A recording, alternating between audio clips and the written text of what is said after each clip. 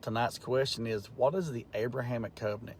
In Genesis 15, this one right here is a cornerstone. God don't just talk in generalities no more. He makes it official. This is where he cuts covenant with Abram, and it's all about grace, faith, and God's unbreakable promise. In verse 1, he says, "Fear not, Abram." So sometime later, the Lord spoke to Abram in a vision and said to him, "Do not be afraid, Abram, for I will protect you, and your reward will be great." Abram just won a war, turned down a king's riches, and now he's probably wondering, what now? And God says, don't be scared, I got you. I'm your shield, your reward, your provider. In verses 2 and 3, Abram questions God. He says, "Oh, sovereign God, what good are all your blessings when I don't even have a son?" Now look here, Abram gets real with God. He's saying, "I hear you talking blessings, Lord, but I ain't got no heir. Just Eliezer, my servant." See, faith ain't about pretending you never doubt. Faith wrestles with God and still trusts him.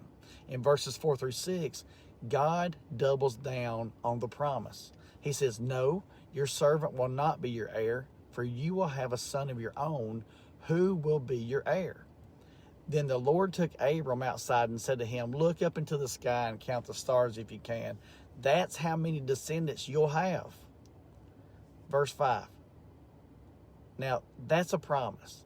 And how does Abram respond? In verse 6, he says, "And Abram believed the Lord, and the Lord counted him as righteous because of his faith." Highlight it, circle it, tattoo it on your heart.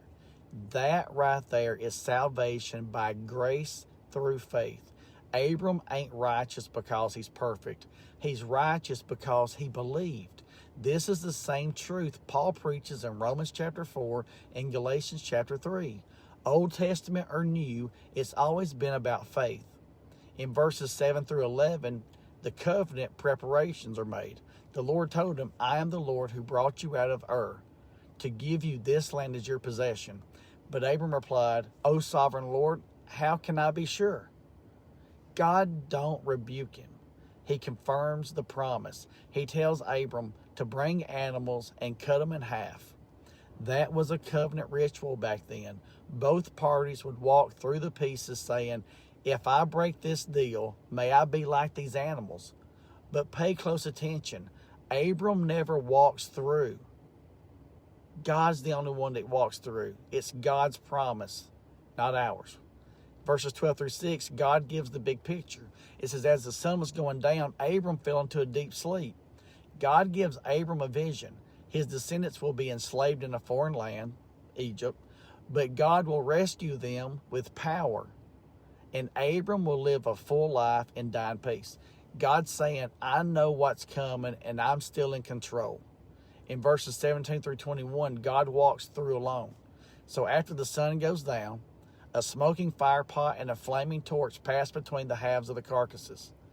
That fire represents God himself, and he walks through alone. Why? Because this covenant don't depend on Abram's performance. It depends on God's promise. That's grace. That's the gospel. That's Jesus right there in Genesis. So what's Genesis 15 telling us? God makes promises and he keeps them. Faith is what makes a man righteous. God's covenant is based on grace, not works. And even when we're asleep, God is still working. When you doubt, go outside and look up. If God can hang the stars, he can hold your future. And if you ever wonder if he'll keep his promises, just remember this. He walked through the blood alone, so you wouldn't have to. So keep reading your Bible and don't be done.